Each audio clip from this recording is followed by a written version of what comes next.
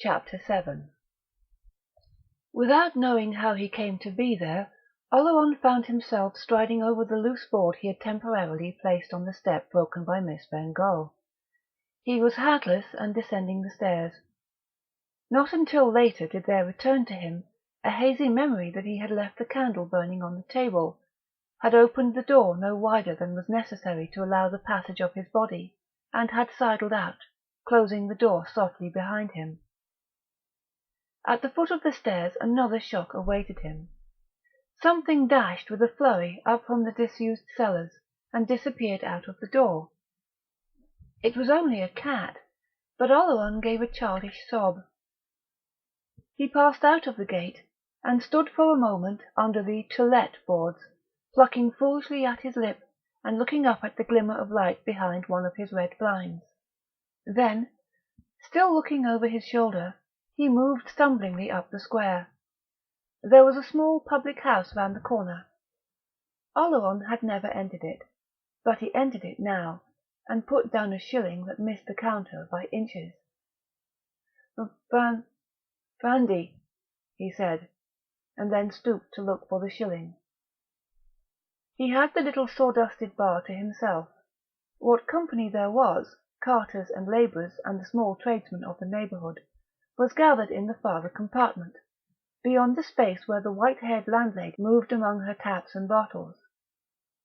Oleron sat down on a hardwood settee with a perforated seat, drank half his brandy, and then, thinking he might as well drink it as spill it, finished it. Then he fell to wondering which of the men whose voices he heard across the public house would undertake the removal of his effects on the morrow. In the meantime, he ordered more brandy, for he did not intend to go back to that room where he had left the candle burning. Oh no! He couldn't have faced even the entry and the staircase with the broken step. Certainly not that pith-white, fascinating room. He would go back for the present to his old arrangement, of workroom and separate sleeping quarters. He would go to his old landlady at once, presently, when he had finished his brandy, and see if she could put him up for the night. His glass was empty now. He rose, had it refilled, and sat down again. And if anybody asked his reason for removing again? Oh, he had reason enough. Reason enough.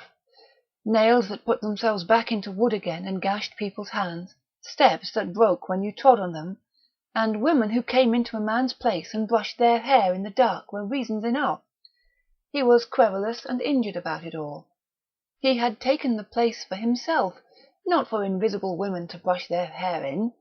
That lawyer fellow in Lincoln's Inn should be told so too, before many hours were out. It was outrageous, letting people in for agreements like that. A cut-glass partition divided the compartment where Oleron sat from the space where the white-haired landlady moved, but it stopped 7 or 8 inches above the level of the counter. There was no partition at the farther bar. Presently Oleron, raising his eyes, saw that faces were watching him through the aperture. The faces disappeared when he looked at them. He moved to a corner where he could not be seen from the other bar, but this brought him into line with the white-haired landlady.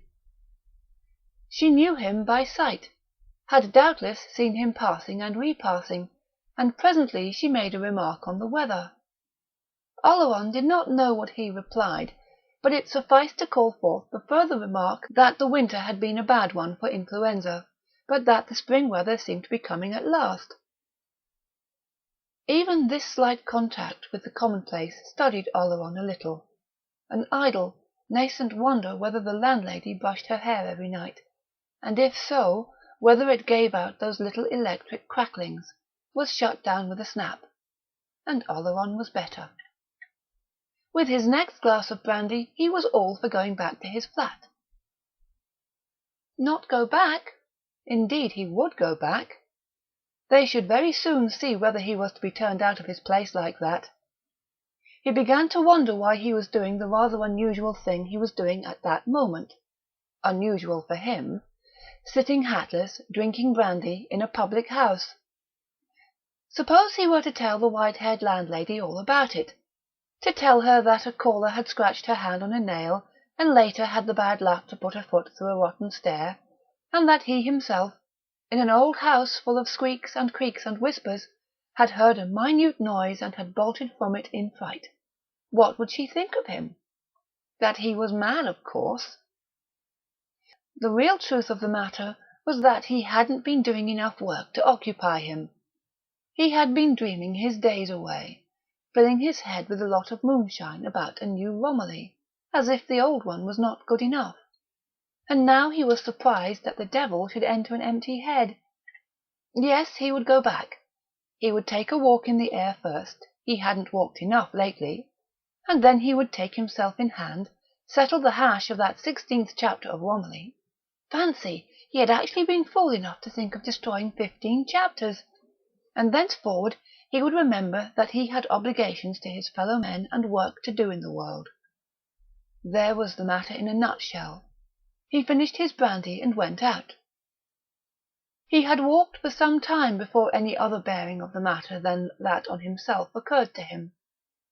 At first the fresh air had increased the heady effect of the brandy he had drunk, but afterwards his mind grew clearer than it had been since morning, and the clearer it grew, the less final did his boastful self-assurances become, and the firmer his conviction that, when all explanations had been made, there remained something that could not be explained.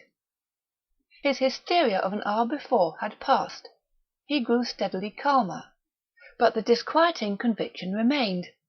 A deep fear took possession of him. It was a fear for Elsie. For something in his place was inimical to her safety.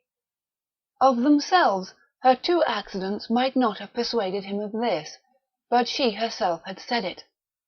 "I'm not wanted here." And she had declared that there was something wrong with the place. She had seen it before he had. Well and good. One thing stood out clearly, namely that if this was so, she must be kept away for quite another reason than that which had so confounded and humiliated Oleron. Luckily, she had expressed her intention of staying away. She must be held to that intention. He must see to it. And he must see to it all the more that he now saw his first impulse, never to set foot in the place again, was absurd. People did not do that kind of thing. With Elsie made secure, he could not with any respect to himself suffer himself to be turned out by a shadow, not even by a danger merely because it was a danger. He had to live somewhere, and he would live there. He must return. He mastered the faint chill of fear that came with the decision, and turned in his walk abruptly. Should fear grow on him again, he would, perhaps, take 1 more glass of brandy. But by the time he reached the short street that led to the square, he was too late for more brandy. The little public house was still lighted, but closed, and 1 or 2 men were standing talking on the curb.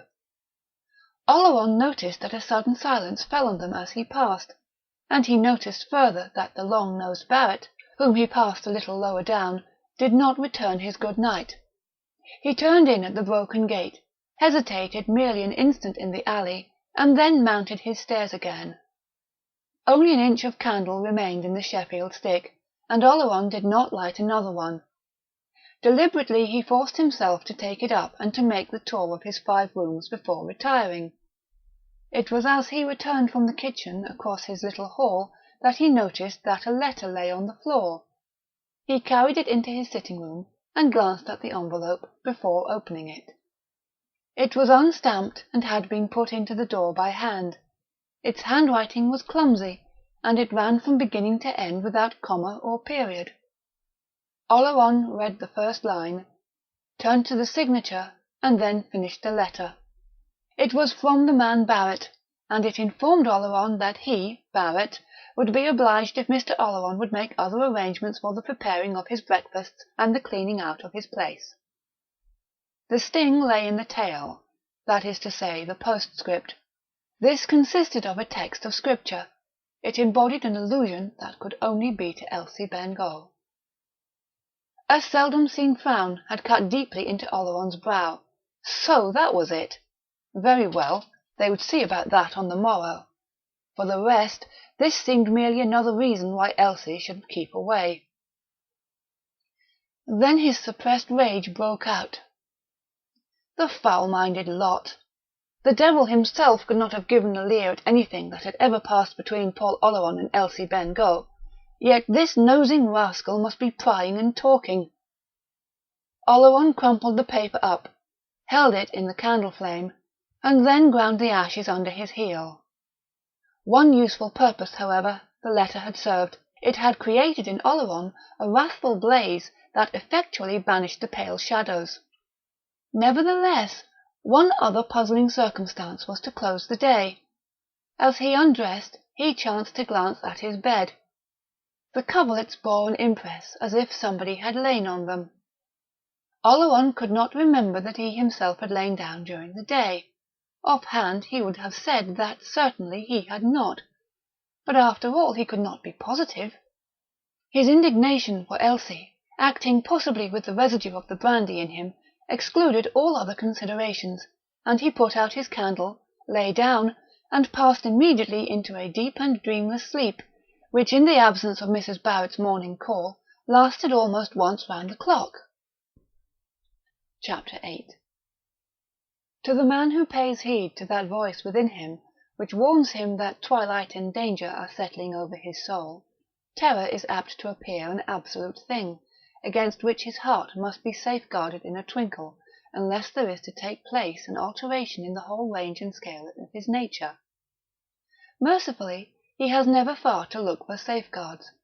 Of the immediate and small and common and momentary things of life, of usages and observances and modes and conventions, he builds up fortifications against the powers of darkness. He is even content that, not terror only but joy also, should for working purposes be placed in the category of the absolute things, and the last treason he will commit will be that breaking down of terms and limits that strikes, not at one man, but at the welfare of the souls of all.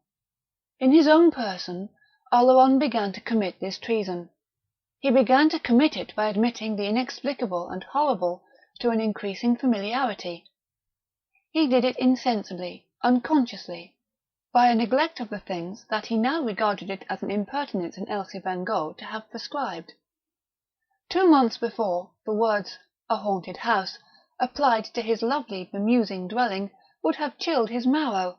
Now, his scale of sensation becoming depressed, he could ask, haunted by what? And remain unconscious that horror, when it can be proved to be relative, by so much loses its proper quality. He was setting aside the landmarks. Mists and confusion had begun to enwrap him, and he was conscious of nothing so much as of a voracious inquisitiveness. He wanted to know. He was resolved to know. Nothing but the knowledge would satisfy him, and craftily he cast about for means whereby he might attain it. He might have spared his craft. The matter was the easiest imaginable. As in time past he had known, in his writing, moments when his thoughts had seemed to rise of themselves, and to embody themselves in words not to be altered afterwards. So now the questions he put himself seemed to be answered even in the moment of their asking. There was exhilaration in the swift, easy processes. He had known no such joy in his own power since the days when his writing had been a daily freshness and a delight to him. It was almost as if the course he must pursue was being dictated to him. And the first thing he must do, of course, was to define the problem. He defined it in terms of mathematics. Granted that he had not the place to himself, granted that the old house had inexpressibly caught and engaged his spirit, granted that, by virtue of the common denominator of the place, this unknown co-tenant stood in some relation to himself. What next? Clearly the nature of the other numerator must be ascertained. And how? Ordinarily this would not have seemed simple, but to Oleron it was now pellucidly clear. The key, of course, lay in his half-written novel, or rather in both Romillys, the old and the proposed new one. A little while before, Oleron would have thought himself mad to have embraced such an opinion. Now he accepted the dizzying hypothesis without a quiver. He began to examine the first and second Romillys. From the moment of his doing so, the thing advanced by leaps and bounds.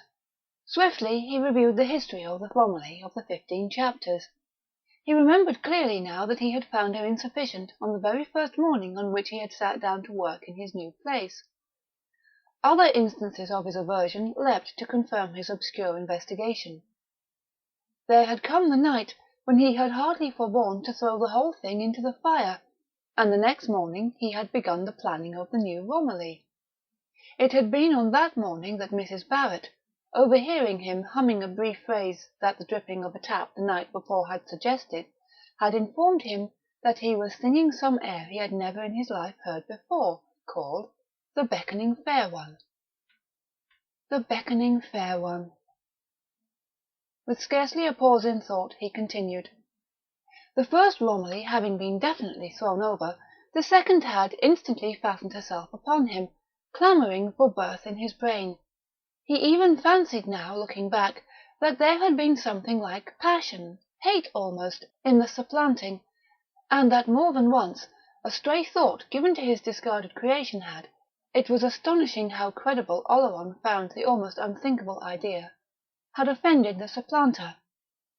Yet that a malignancy almost homicidal should be extended to his fiction's poor mortal prototype, in spite of his inuring to a scale in which the horrible was now a thing to be fingered and turned this way and that, good God, broke from Oleron.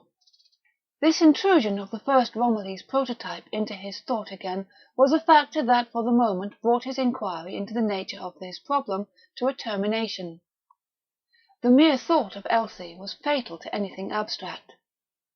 For another thing, he could not yet think of that letter of Barrett's, nor of a little scene that had followed it, without a mounting of colour and a quick contraction of the brow.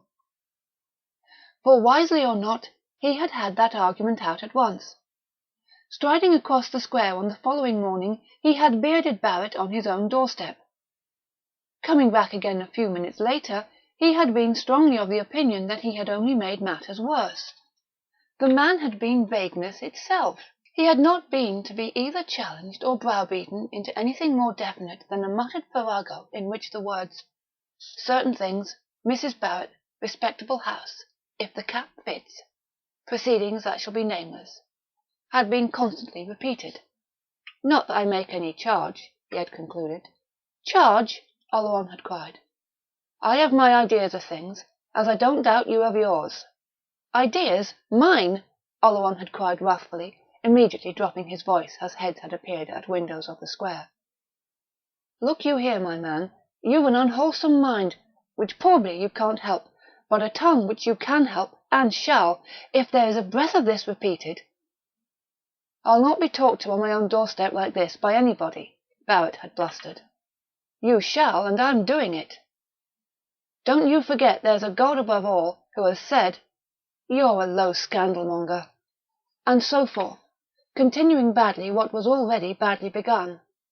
Oleron had returned wrathfully to his own house, and thenceforward, looking out of his windows, had seen Barrett's face at odd times, lifting blinds or peering round curtains, as if he sought to put himself in possession of heaven knew what evidence, in case it should be required of him.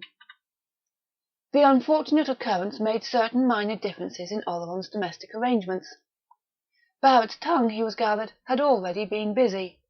He was looked at askance by the dwellers of the square, and he judged it better, until he should be able to obtain other help, to make his purchases of provisions a little farther afield rather than at the small shops of the immediate neighbourhood. For the rest, housekeeping was no new thing to him, and he would resume his old bachelor habits. Besides, he was deep in certain rather abstruse investigations, in which it was better that he should not be disturbed. He was looking out of his window one midday, rather tired, not very well, and glad that it was not very likely he would have to stir out of doors, when he saw Elsie Bengough crossing the square towards his house. The weather had broken, it was a raw and gusty day, and she had to force her way against the wind that set her ample skirts bellying about her opulent figure, and her veil spinning and streaming behind her. Oleron acted swiftly and instinctively. Seizing his hat, he sprang to the door and descended the stairs at a run. A sort of panic had seized him. She must be prevented from setting foot in the place. As he ran along the alley he was conscious that his eyes went up to the eaves, as if something drew them. He did not know that a slate might not accidentally fall. He met her at the gate, and spoke with curious volubleness. "This is really too bad, Elsie, just as I'm urgently called away. I'm afraid it can't be helped, though, and you'll have to think me an inhospitable beast." He poured it out just as it came into his head. She asked if he was going to town. Yes, to town," he replied. "I've got to call on Chambers. You know Chambers, don't you? No, I remember you don't. A big man you once saw me with. I ought to have gone yesterday, and..." This he felt to be a brilliant effort. "And he's going out of town this afternoon. To Brighton. I had a letter from him this morning." He took her arm and led her up the square. She had to remind him that his way to town lay in the other direction. "Of course! How stupid of me!" he said with a little loud laugh. "I'm so used to going the other way with you. Of course, it's the other way to the bus. Will you come along with me? I am so awfully sorry it's happened like this." They took the street to the bus terminus. This time Elsie bore no signs of having gone through interior struggles. If she detected anything unusual in his manner she made no comment, and he, seeing her calm, began to talk less recklessly through silences. By the time they reached the bus terminus, nobody, seeing the pallid-faced man without an overcoat and the large, ample-skirted girl at his side, would have supposed that one of them was ready to sink on his knees for thankfulness that he had, as he believed, saved the other from a wildly unthinkable danger. They mounted to the top of the bus, Oleron protesting that he should not miss his overcoat, that he found the day, if anything, rather oppressively hot. They sat down on a front seat. Now that this meeting was forced upon him, he had something else to say that would make demands upon his tact. It had been on his mind for some time, and was, indeed, peculiarly difficult to put. He revolved it for some minutes, and then, remembering the success of his story of a sudden call to town, cut the knot of his difficulty with another lie. "I'm thinking of going away for a little while, Elsie," he said. She merely said, "Oh?" "Somewhere for a change. I need a change. I think I shall go tomorrow, or the day after.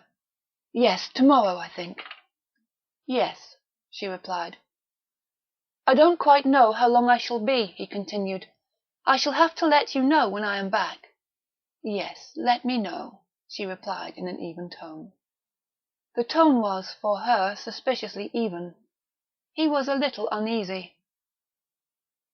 "You don't ask me where I'm going," he said, with a little cumbrous effort to rally her. She was looking straight before her, past the bus driver. "I know," she said. He was startled. "How, you know?" "You're not going anywhere," she replied. He found not a word to say. It was a minute or so before she continued, in the same controlled voice she had employed from the start. "You're not going anywhere. You weren't going out this morning. You only came out because I appeared. Don't behave as if we were strangers, Paul." A flush of pink had mounted to his cheeks. He noticed that the wind had given her the pink of early rhubarb. Still, he found nothing to say. "Of course you ought to go away," she continued. "I don't know whether you look at yourself often in the glass, but you're rather noticeable. Several people have turned to look at you this morning. So of course you ought to go away. But you won't, and I know why." He shivered, coughed a little, and then broke silence. "Then if you know, there's no use in continuing this discussion," he said curtly. "Not for me, perhaps. But there is for you," she replied. "Shall I tell you what I know?" "No!" he said in a voice slightly raised. "No?" she asked, her round eyes earnestly on him. "No." Again he was getting out of patience with her. Again he was conscious of the strain. Her devotion and fidelity and love plagued him. She was only humiliating both herself and him. It would have been bad enough had he ever, by word or deed, given her cause for thus fastening herself on him. But there! That was the worst of that kind of life for a woman. Women such as she, business women, in and out of offices all the time, always, whether they realised it or not, made comradeship a cover for something else. They accepted the unconventional status, came and went freely, as men did, and were honestly taken by men at their own valuation, and then it turned out to be the other thing after all, and they went and fell in love. No wonder there was gossip in shops and squares and public houses. In a sense, the gossipers were in the right of it. Independent, yet not efficient, with some of womanhood's graces forgone, and yet with all the woman's hunger and need, half sophisticated, yet not wise. Oleron was tired of it all. And it was time he told her so. "I suppose," he said tremblingly, looking down between his knees, "I suppose the real trouble is in the life women who earn their own living are obliged to lead."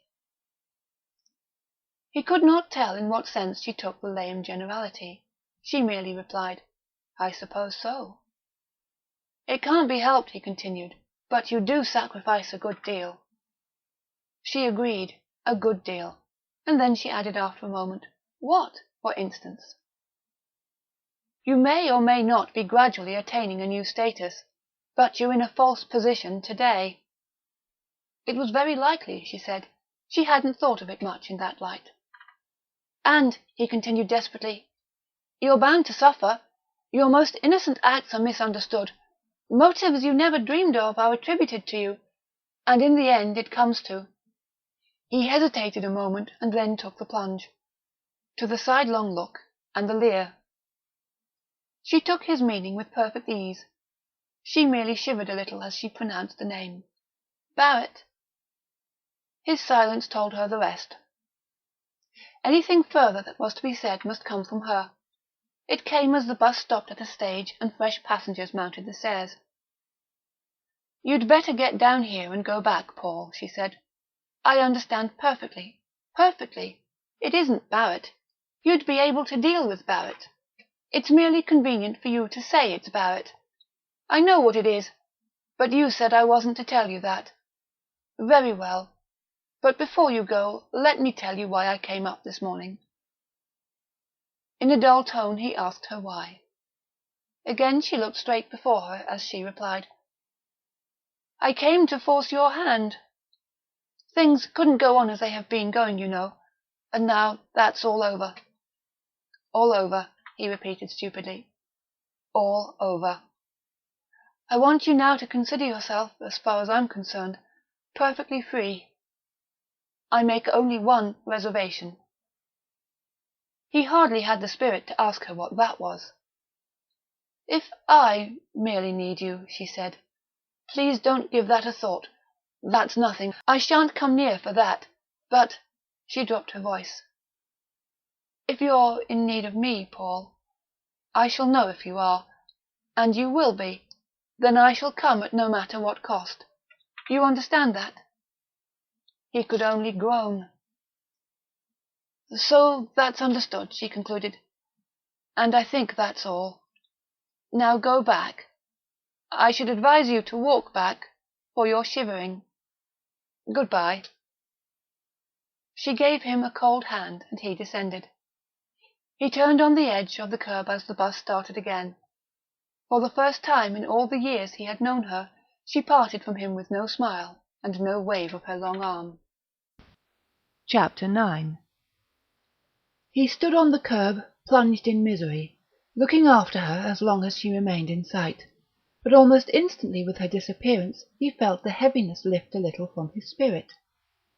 She had given him his liberty, true. There was a sense in which he had never parted with it, but now was no time for splitting hairs. He was free to act, and all was clear ahead. Swiftly, the sense of lightness grew on him. It became a positive rejoicing in his liberty, and before he was halfway home he had decided what must be done next. The vicar of the parish in which his dwelling was situated lived within 10 minutes of the square.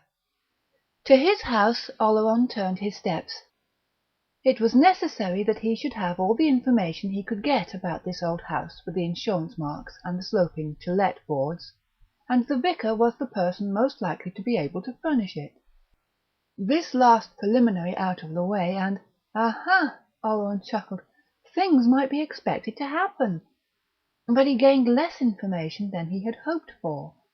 The house, the vicar said, was old, but there needed no vicar to tell Oleron that. It was reputed, Oleron pricked up his ears, to be haunted, but there were few old houses about which some such rumour did not circulate among the ignorant, and the deplorable lack of faith of the modern world, the vicar thought, did not tend to dissipate these superstitions. For the rest, his manner was the soothing manner of one who prefers not to make statements without knowing how they will be taken by his hearer. Oleron smiled as he perceived this. "You may leave my nerves out of the question," he said. "How long has the place been empty?" "A dozen years, I should say," the vicar replied. "And the last tenant, did you know him or her?" Oleron was conscious of a tingling of his nerves as he offered the vicar the alternative of sex. "Him," said the vicar, "a man. If I remember rightly, his name was Madley, an artist. He was a great recluse, seldom went out of the place, and—" The vicar hesitated and then broke into a little gush of candour. "And since you appear to have come for this information, and since it is better that the truth should be told than that garbled versions should get about, I don't mind saying that this man Madley died there, under somewhat unusual circumstances. It was ascertained at the post-mortem that there was not a particle of food in his stomach, although he was found to be not without money, and his frame was simply worn out. Suicide was spoken of, but you'll agree with me that deliberate starvation is, to say the least, an uncommon form of suicide. An open verdict was returned." "Ah," said Oleron. "Does there happen to be any comprehensive history of this parish?" "No, partial ones only. I myself am not guiltless of having made a number of notes on its purely ecclesiastical history, its registers and so forth, which I shall be happy to show you if you would care to see them, but it is a large parish. I have only one curate, and my leisure, as you will readily understand." The extent of the parish and the scantiness of the vicar's leisure occupied the remainder of the interview, and Oleron thanked the vicar, took his leave, and walked slowly home. He walked slowly for a reason, twice turning away from the house within a stone's throw of the gate, and taking another turn of 20 minutes or so. He had a very ticklish piece of work now before him. It required the greatest mental concentration. It was nothing less than to bring his mind, if he might, into such a state of unpreoccupation and receptivity that he should see the place as he had seen it on that morning when, his removal accomplished, he had sat down to begin the 16th chapter of the first Romilly. For, could he recapture that first impression, he now hoped for far more from it. Formerly he had carried no end of mental lumber. Before the influence of the place had been able to find him out at all, it had the inertia of those dreary chapters to overcome. No results had shown. The process had been one of slow saturation, charging, filling up to a brim. But now he was light, unburdened, rid at last both of that Romilly and of her prototype. Now for the new unknown, coy, jealous, bewitching, beckoning fair. At 2:30 of the afternoon he put his key into the Yale lock, entered, and closed the door behind him. His fantastic attempt was instantly and astonishingly successful. He could have shouted with triumph as he entered the room. It was as if he had escaped into it. Once more, as in the days when his writing had had a daily freshness and wonder and promise for him, he was conscious of that new ease and mastery and exhilaration and release. The air of the place seemed to hold more oxygen, as if his own specific gravity had changed. His very tread seemed less ponderable. The flowers in the bowls, the fair proportions of the meadowsweet coloured panels and mouldings, the polished floor, and the lofty and faintly starred ceiling, fairly laughed their welcome. Oleron actually laughed back, and he spoke aloud. "Oh, you're pretty, pretty," he flattered it. Then he lay down on his couch. He spent that afternoon as a convalescent who expected a dear visitor might have spent it, in a delicious vacancy, smiling now and then as if in his sleep, and ever lifting drowsy and contented eyes to his alluring surroundings. He lay thus until darkness came, and with darkness the nocturnal noises of the old house. But if he waited for any specific happening, he waited in vain. He waited similarly in vain on the morrow, maintaining, though with less ease, that sensitized plate-like condition of his mind. Nothing occurred to give it an impression. Whatever it was which he so patently wooed, it seemed to be both shy and exacting. Then on the third day he thought he understood. A look of gentle drollery and cunning came into his eyes, and he chuckled. "Oho, oho! Well, if the wind sits in that quarter, we must see what else there is to be done. What is there now? No, I won't send for Elsie. We don't need a wheel to break the butterfly on. We won't go to those lengths, my butterfly." He was standing musing, thumbing his lean jaw, looking aslant. Suddenly he crossed to his hall, took down his hat, and went out. "My lady is coquettish, is she? Well, we'll see what a little neglect will do," he chuckled as he went down the stairs. He sought a railway station, got into a train, and spent the rest of the day in the country. Oh yes, Oleron thought, he was the man to deal with fair ones who beckoned and invited, and then took refuge in shyness and hanging back. He did not return until after 11 that night. "Now, my fair beckoner," he murmured, as he walked along the alley and felt in his pocket for his keys. Inside his flat he was perfectly composed, perfectly deliberate, exceedingly careful not to give himself away. As if to intimate that he intended to retire immediately, he lighted only a single candle, and as he set out with it on his nightly round he affected to yawn. He went first into his kitchen. There was a full moon, and a lozenge of moonlight, almost peacock blue by contrast with his candle flame, lay on the floor. The window was uncurtained, and he could see the reflection of the candle and, faintly, that of his own face as he moved about. The door of the powder closet stood a little ajar, and he closed it before sitting down to remove his boots on the chair with the cushion made of the folded harp-bag. From the kitchen he passed to the bathroom. There another slant of blue moonlight cut the window-sill and lay across the pipes on the wall. He visited his seldom used study, and stood for a moment gazing at the silvered roofs across the square.